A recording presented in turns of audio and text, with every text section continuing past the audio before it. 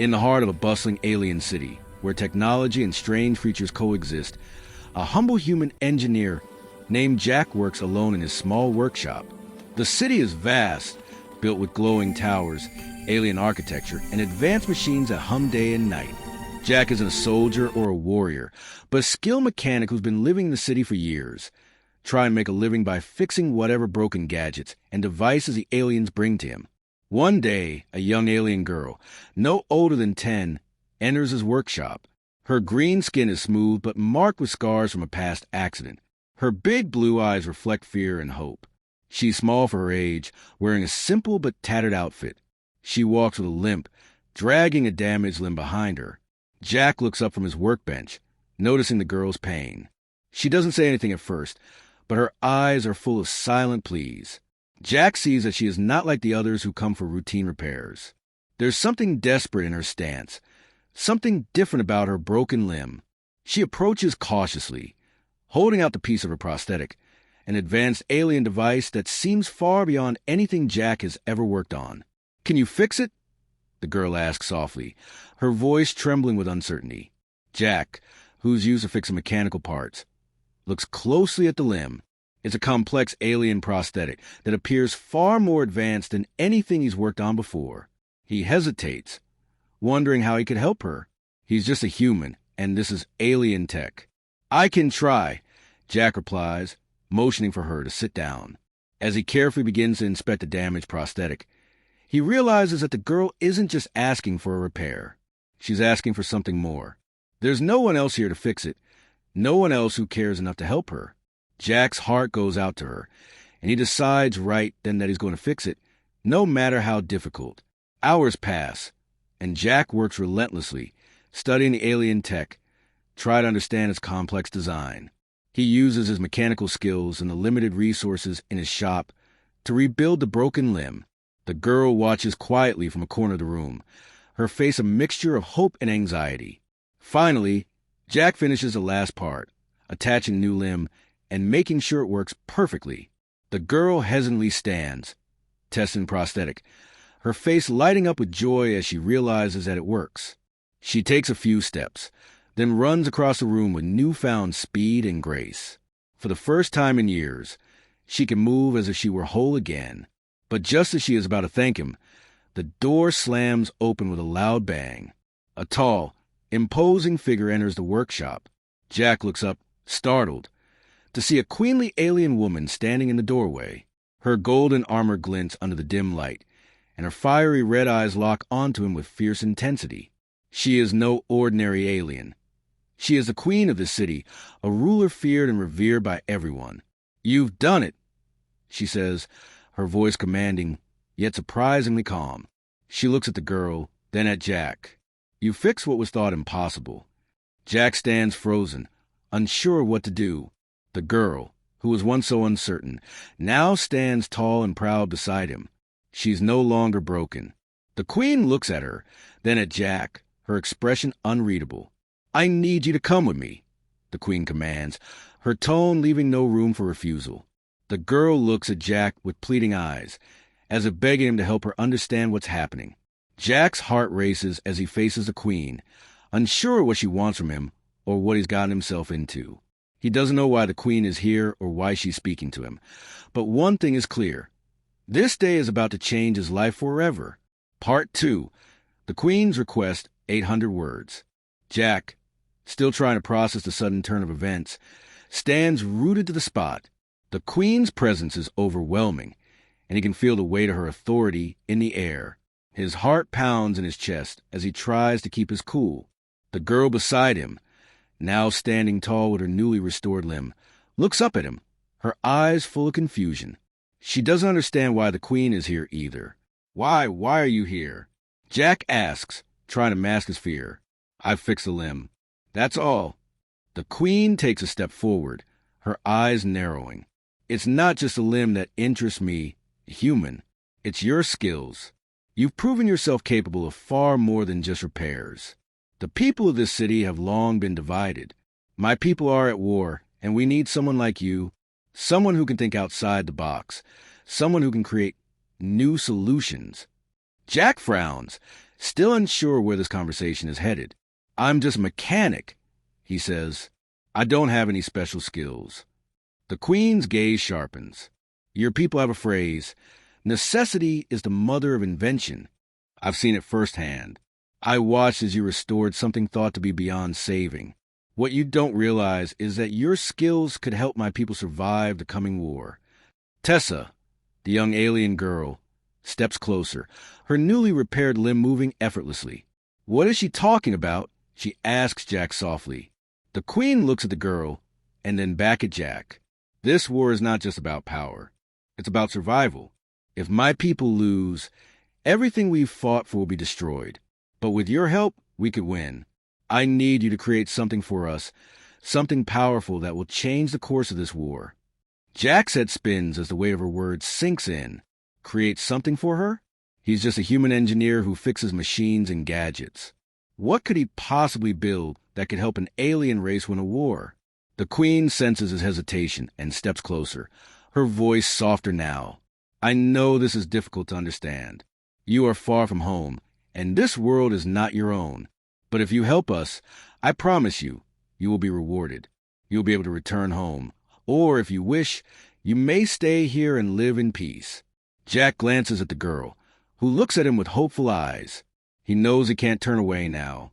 He's already done the impossible. He fixed her. Maybe, just maybe, he can help them all. I'll help, Jack finally says, his voice filled with determination. But I need to know what exactly it is you want to build. The Queen smiles, a glint of hope in her fiery red eyes. The future of my people depends on it. We need weapons. But more importantly, we need a way to rebuild what was lost.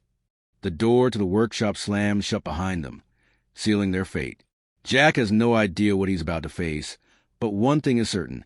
His life has just taken a drastic turn. The air in the workshop feels heavier as the Queen's words echo in Jack's mind. She's standing before him, towering with an air of authority. And yet there's something almost human about her, something that makes Jack feel this isn't just about power or war. Her voice, while commanding, has an undercurrent of urgency and genuine concern.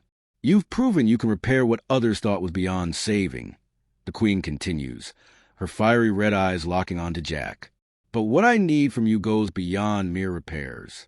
You can create things no one else can.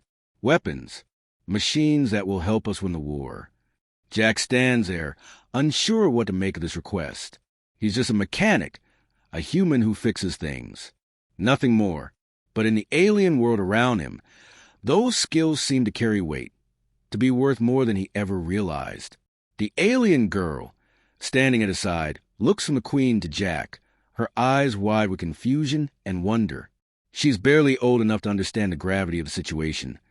But the Queen's words are not lost on her. The war, the very thing she has grown up in the shadow of, now seems even closer and more dangerous. I'm not a soldier, Jack says, his voice uncertain. I don't make weapons. The Queen steps closer, her golden armor gleaming under the soft light of the room. You don't understand, human, she says, her voice soft but firm. What you made today, that limb, is more than a piece of technology. It is a symbol of what's possible. My people, the Xylans, are at war with the Galactic. We've lost much, and we're on the brink of extinction. Your skills could tip the balance. Jack's pulse quickens. He's used to fixing broken machines, old equipment, but this, building weapons to change the course of a war, he feels out of his depth. Why him?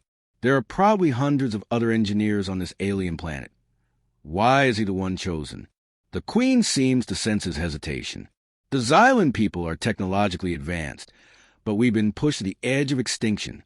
We need new technology, new weapons, ones that are adaptable to our environment, ones that can fight the Galactic on equal footing. And I've seen what you can do with something as simple as a limb. Jack looks down at the alien girl, who is still standing next to him. Her new prosthetic arm gleams in the soft light, the result of his work. She flexes her fingers, smiling at the flawless movement of the limb, but her eyes are full of uncertainty. She doesn't understand why the Queen is here. She doesn't know how important this moment is. Jack sighs, running a hand through his hair. I'm not sure I understand all of this, he says, the weight of her words pressing down on him. "But if you want me to make weapons, I don't know if I can." The Queen's gaze softens for a brief moment. "I've seen your work, human, and I've seen what you did for this girl. You fixed her when no one else could. You have the power to do more than you realize." Jack looks at the girl again. She's staring at him now, her wide violet eyes filled with unspoken trust. She doesn't know why she's here, doesn't understand political intricacies of war, but she knows he helped her, and that, to her, is enough. For a long moment, Jack stays silent, his mind racing. He's a mechanic, a simple, small-time engineer. But as he looks at the alien girl, and then back at the Queen, something changes in him. He can't back down now. The artifact, this alien limb, has already proven that his human skills are more than just useful. They're vital. "All right," he says at last, his voice steady. "I'll help you, but I need to know more about what you're asking me to build. Weapons, I don't know where to begin."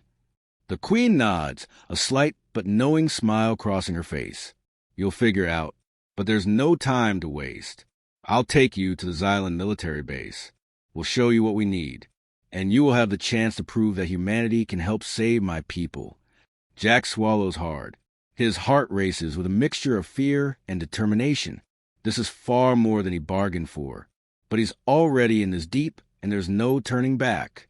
He's in a position to change the future of two worlds. "Let's go," Jack says, his voice steady. "I'll need a blueprint and access to all the resources I can get." The journey to the Xylan military base is long, and Jack's mind races the entire way. He's just a human engineer, skilled with machines but far from a soldier or tactician. The weight of the Queen's request feels heavier with every step. As he sits in a small hovercraft next to the girl, he glances at her out of the corner of his eye. Her newly repaired limb works perfectly, but there's a quiet uncertainty in her gaze, a question she doesn't dare ask. Why is she so important? What role does she play in this grand scheme? Jack doesn't know, but one thing is clear. Her fate is tied to his now. If he refuses the Queen's request, everything he's worked for, everything he's built, could unravel. The stakes have become personal. The Queen sits across from them, her fiery red eyes unwavering, staring out into the alien skyline that passes by. She doesn't look at Jack often, but when she does, he can feel the weight of her gaze. It's not the look of a monarch demanding obedience. It's the look of someone who knows the stakes are life or death, for her people and for the entire planet. Jack has been caught up in something much larger than himself, and he realizes that no matter how hard he tries to escape, the war will come to him. The hovercraft eventually lands in a secluded area near the military base. Massive structures rise around them, gleaming with alien technology, blinking lights reflecting off the metallic surfaces. There's an air of tension here, soldiers moving swiftly and purposefully, the thrum of engines and machinery always in the background. The place is alive with activity, and it's clear that every minute counts. Jack follows the Queen and the girl through the base. The corridor is lit by bright neon lights and filled with alien soldiers. The girl walks beside him, still marveling at the movement of her new limb. Jack watches her closely, trying not to feel the weight of the Queen's expectations pressing down on him. The Queen's soldiers glance at them as they pass, but no one dares to stop them. It's clear that Jack is now under the Queen's protection, for better or for worse.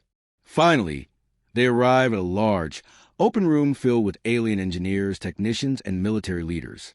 The room is lined with displays showing war strategies, alien blueprints, and defensive systems. Jack can feel the tension in the air. These aren't just scientists. These are the people who will decide the fate of their planet. The Queen gestures toward a central platform where alien technology is being showcased. "This," she says, her voice commanding attention, "is where you will begin." Jack steps forward, eyes scanning the displays. There are models of alien war machines, weapons Jack has never seen before, mechanical beasts, advanced energy weapons, and armored vehicles. These aren't ordinary machines. These are designed to dominate, to destroy. Jack feels his stomach tighten as he realizes what the Queen is asking for. "You want me to build weapons," he says, his voice more a statement than a question. "Weapons like these?" The Queen nods. "We need something different, Jack. These are old designs. We need you to build a new kind of weapon. Something adaptable to our needs. Something that can evolve as the battle shifts. Something no one has seen before. Jack feels a wave of dread wash over him. He's not a weapon designer. He fixes things, builds things. But creating a weapon that could change the tide of war? That's a task beyond anything he's ever done.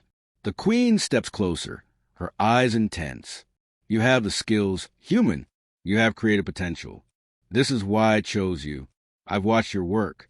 What you did with the prosthetic limb, that wasn't just fixing something. You recreated it. You made it work in ways no one thought possible. That's the kind of mind I need. The girl looks up at Jack, her eyes wide with trust. You can do it, right? She asks softly, her voice barely above a whisper. Jack swallows hard. He doesn't want to let her down, but the weight of the task before him feels impossible. He looks back at the Queen, his expression determined, but filled with uncertainty. I'll try, he says, his voice steady despite the storm inside him. The Queen's lips curve into a faint smile. That is all I ask. Start with what you know. Use your creativity, and the war will be over soon. You will help us win. The Queen steps away, leaving Jack alone with the technicians and engineers. They all look at him expectantly, as if waiting for him to start. But Jack isn't sure where to begin. He looks at the alien technology around him, unsure of how to create something new, something different. But the reality of the situation settles in. The war is at a tipping point, and his skills are the only thing standing between his people and victory. He has no choice but to succeed. As Jack begins to study the alien schematics, the weight of the situation becomes clear. He's not just building weapons. He's building the future of an entire world, and the choices he makes here will affect everyone, alien and human alike. Days turn into weeks as Jack throws himself into his work. The pressure is unlike anything he's ever faced before.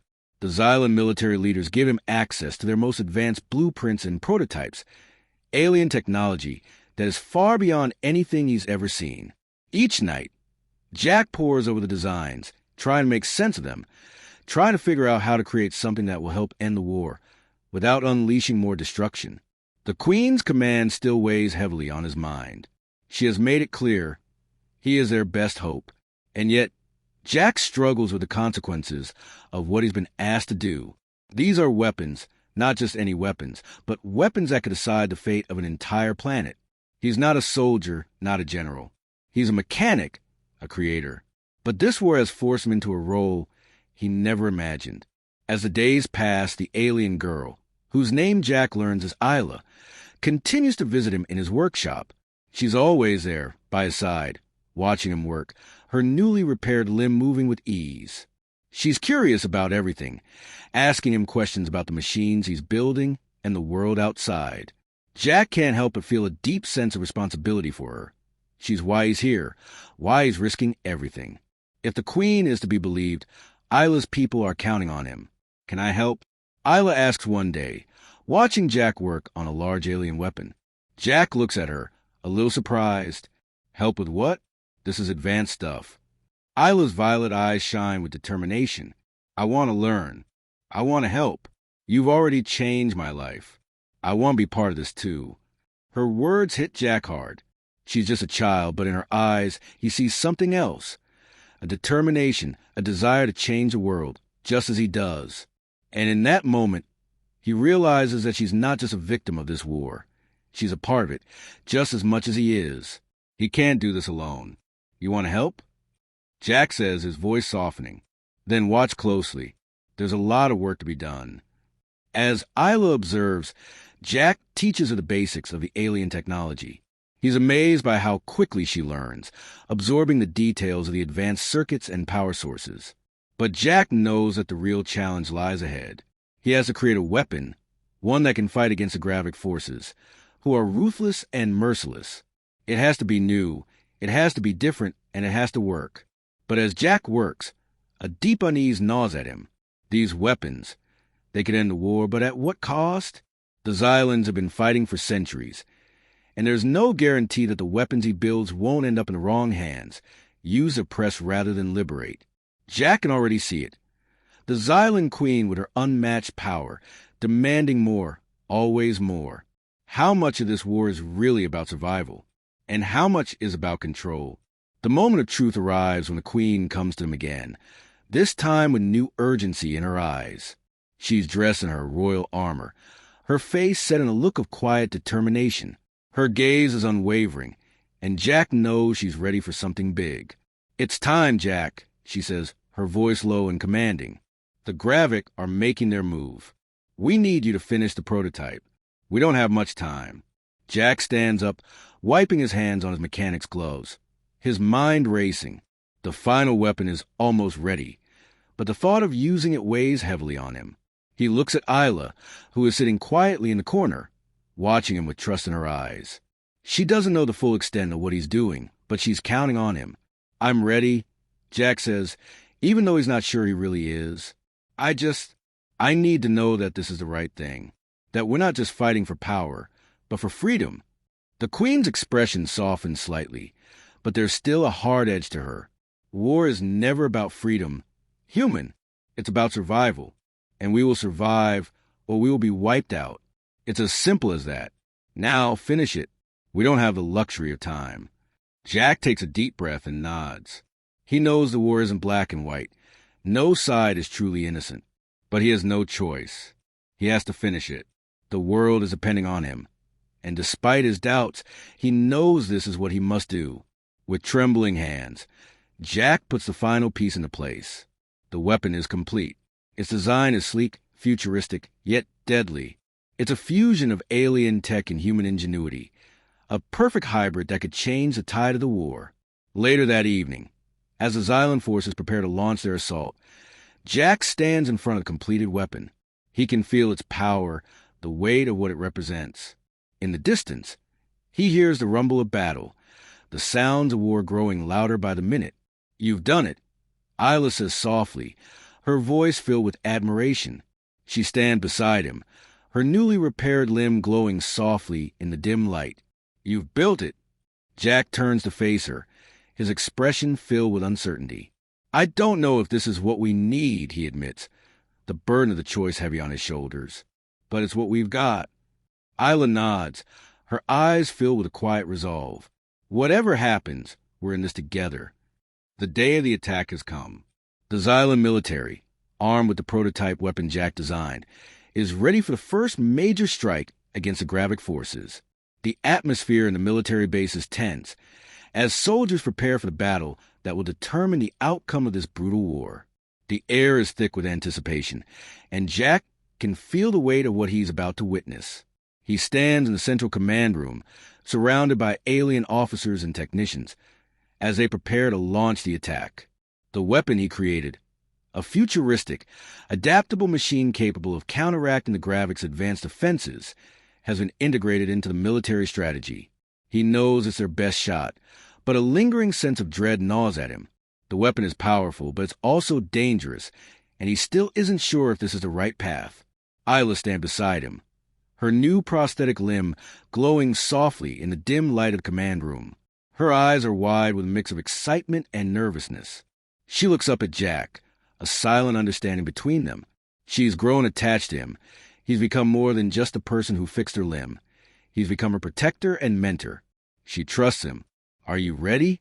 Jack asks her, his voice barely above a whisper. She nods, though the uncertainty in her eyes betrays her calm exterior. The Xylan Queen enters the command room, her fiery red eyes scanning the room with authority. Her presence commands respect, but Jack can't help but notice the subtle weariness in her face. The weight of the war is beginning to take its toll. "It's time," the Queen says, her voice steady. "We move out now." The Queen steps forward, and Jack is handed a communication device, which will allow him to monitor the weapon's performance from the command center. His heart races as the battle plan is set into motion.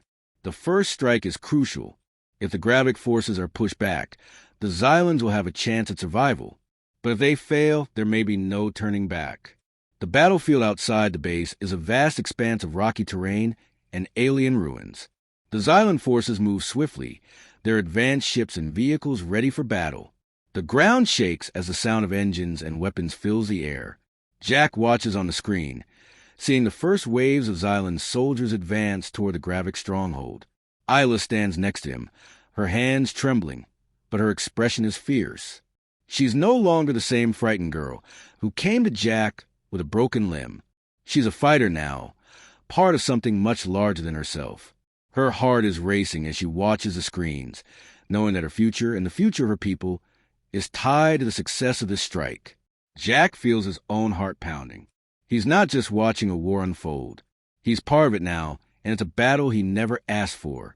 His role in this war is something he's still struggling to understand. But as the weapon's energy levels begin to rise on a display in front of him, he knows that his creation is about to play a pivotal role. "Ready," the technician reports, his voice steady despite the tension in the air. "We're locked onto the target." The Queen nods, her gaze unwavering. "Launch." Outside on the battlefield, the Gravik forces are already mobilizing. Their massive war machines, covered in thick armor and wielding deadly energy weapons, begin a fire on the advancing Xylan forces. The first wave of attacks is brutal, with explosions lighting up the sky. The Xylan soldiers are strong, but the Gravik are relentless. Jack watches as a weapon he created is deployed. A massive mechanized suit, built for both offensive and defensive capabilities, moves into position on the battlefield. The weapon begins to fire, its advanced energy blasts cutting through the Gravik defenses with precision. For a moment, it seems like the Xylan forces might have the upper hand. But then, something unexpected happens. The Gravik counterattack with new technology of their own. Jack watches in shock as one of the Gravik war machines releases a massive shockwave, disabling several Xylan ships in a single blow. The Xylan forces are pushed back, and the balance of the battle begins to shift. "This isn't going as planned," Jack mutters, his hand tightening around the communication device. He watches helplessly as the Xylan military begins to fall back. The weapon is working, but it's not enough. The Gravik have adapted, and now the Xylans are in danger of losing everything. Isla looks up at him, her face a mixture of fear and determination. "We can't let them fail," she says. "We have to keep fighting." Back in the command room, the Xylan Queen is not deterred. "Prepare the backup plan," she orders, her voice calm despite the chaos outside. "We're not giving up yet. Activate the second wave." Jack's mind races as he watches the situation unfold. The first weapon he created wasn't enough, but the Queen's words remind him of something important. This fight isn't over. The war is far from won, but there's still a chance for them to turn the tide. "Jack," the Queen calls, her voice sharp and commanding. "We need your help. This is where you come in. Your weapon isn't finished. We need you to adapt it, to create something more powerful." Jack's eyes widen as the realization hits him. The first weapon was a start, but now he's being asked to build the final piece, something that can stop the Gravik once and for all. He turns to Isla, who looks at him with a quiet sense of hope in her eyes. They're in this together now. He can't back down. "I'll finish it," Jack says, his voice steady with resolve. "We can win this."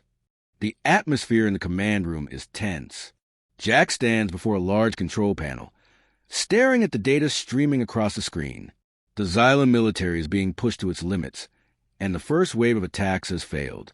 The Gravik forces are stronger than anticipated, their counterattack crushing much of the Xylan defense. The reality of war is settling in, and Jack feels the weight of it on his shoulders more than ever.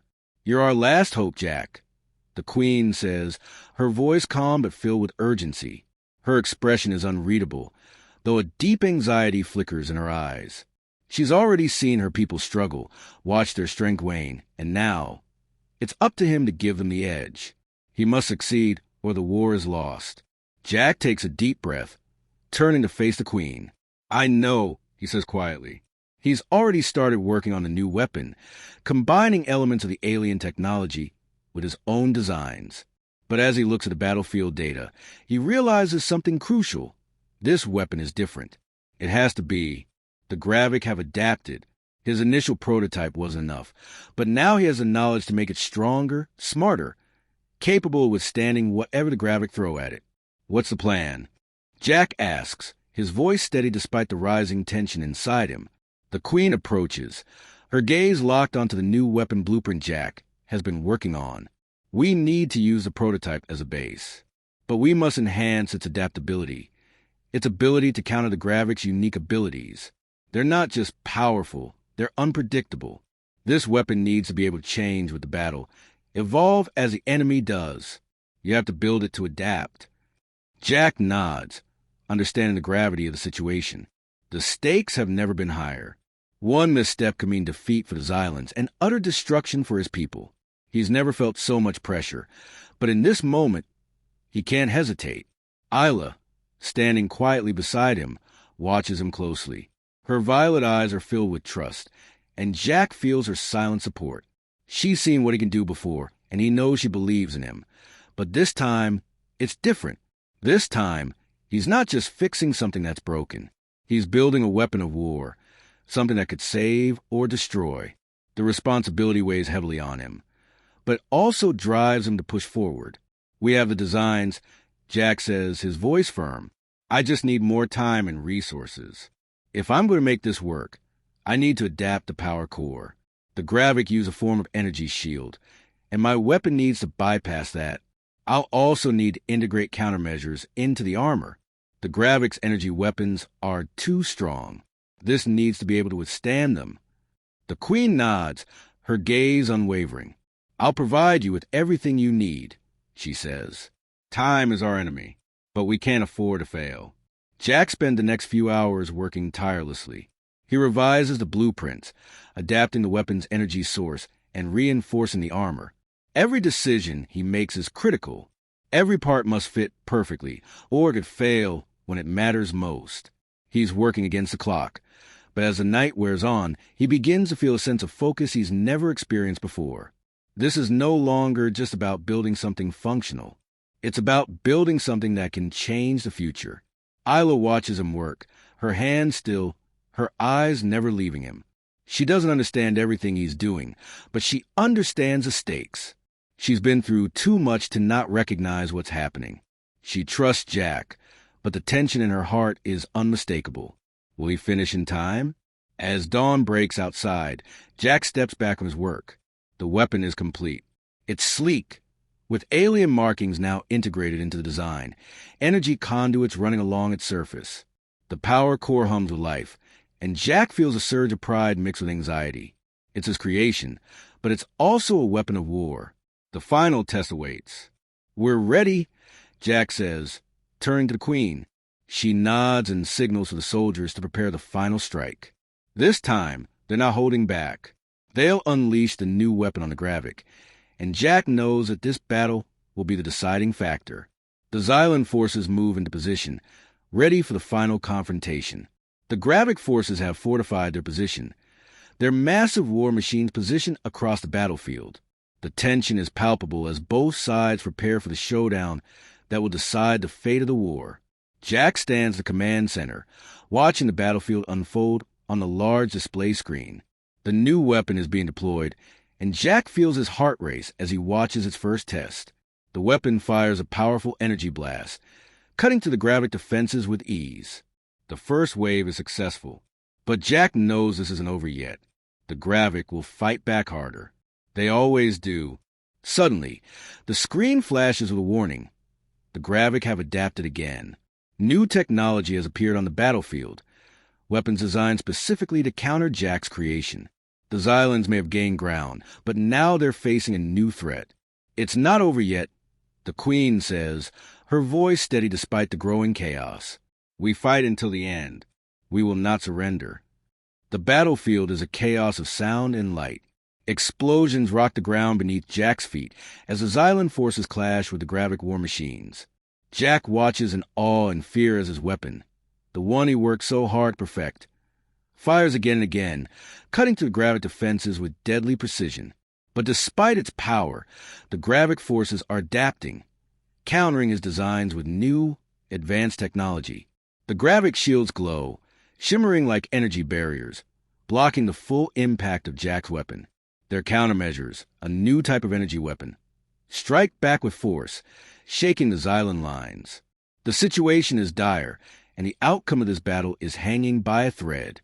Jack stands in the Xylan command center, his eyes glued to the large holographic screen. displaying the battlefield. He watches helplessly as his weapon continues to struggle against the new gravic technology. His creation, the cutting-edge hybrid weapon, was supposed to turn the tide of the war, but now it seems like just another tool in a lost battle. You need to adapt, Jack. The Queen's voice breaks through his thoughts. She's standing behind him, her eyes fierce as she watches the battle unfold. You've built a weapon that can evolve. You have to make it more adaptive. The gravic won't stop. Jack swallows, his mind racing. He knows the Queen is right. The prototype weapon he built has potential, but it's not enough. It's been outmatched, and the gravic's advanced countermeasures are pushing them to the brink. The Xylan forces are starting to retreat, the gravic's overwhelming assault leaving them with few options. Make it adaptive, Jack repeats to himself, barely hearing the Queen's words. His hands tremble as he looks back at the battle. The weapon is working, but not the way it should. Time is running out. The room around him feels like it's closing in. Jack's gaze shifts back to the alien girl, Isla, who stands quietly in the corner of the command center, her new prosthetic limb glowing softly in the dim light. She watches the battle with a look of concern, but there's determination in her eyes. She's not just a child anymore. She's a part of this war now, her life forever changed by Jack's actions. Isla looks at him, a silent plea in her eyes. She trusts him, and he can't let her down. He can't let the Xylans lose. Suddenly, the Queen's voice interrupts his thoughts again, but this time there's desperation in it. Jack, we need the weapon to evolve now. Use the energy core and the reactor in the weapon's core. You have to tap into its adaptive capabilities. The gravic are too smart, too dangerous. If you can't adapt it to their technology, we lose everything. The pressure weighs heavily on Jack's shoulders. He knows what he has to do, but the task seems impossible. This weapon was supposed to be the turning point in the war, but now it's become a desperate gamble. His skills as an engineer can only get him so far. What if this final adaptation is enough? A voice deep within him tells him he can't give up. He's not just an engineer. He's fighting for survival, for a future that's more than just war. He quickly runs through the system's schematics, pulling up the necessary code and adjusting the weapon's algorithms. Energy flows through the system as he rewires the core, taps into Xylan tech, and enhances its adaptive capabilities. The energy signature changes. The weapon begins to hum with renewed power. The new design starts to respond to the gravic countermeasures, but it's still too early to tell if it will work. Meanwhile, outside, the Xylan forces are retreating, and the gravic's final assault is closing in. The weapon that Jack built begins to take on a life of its own. It adapts, switching between offensive and defensive modes, learning from every shot fired, every counterattack. The Xylan forces are pushed back, but don't break. Jack's heart is pounding as he watches the holographic display. The weapon is evolving in real time, adapting to the gravic's tactics, and now, it's finally making a difference. A massive explosion erupts on the battlefield. The Xylan forces, emboldened by the sudden shift in momentum, counterattack with renewed fury. Jack's adapted weapon breaks through the gravic defenses, cutting through their shields and overwhelming their countermeasures. For the first time, the Xylan forces advance, pushing the gravic back. Jack watches, his breath catching his chest as the gravic's stronghold begins to fall. The weapon is working. His creation, the weapon he built under immense pressure, is winning the battle. But as the gravic forces retreat, Jack knows this is only one victory in a much larger war. The Queen turns to him with a proud but solemn expression. "We've done it," she says quietly, her voice full of pride. "The weapon you created has changed the war." Jack breathes a sigh of relief, but a tinge of doubt still lingers. The Xylan victory is hard-won, but the gravic are not done. He feels a deep sense of responsibility to the Queen, Isla, and the countless others who depend on him. The war is far from over, but for the first time, Jack feels like he has earned his place in this battle. He's no longer just a human mechanic. He's a part of something bigger, a force of change in a galaxy that has no idea what to expect next.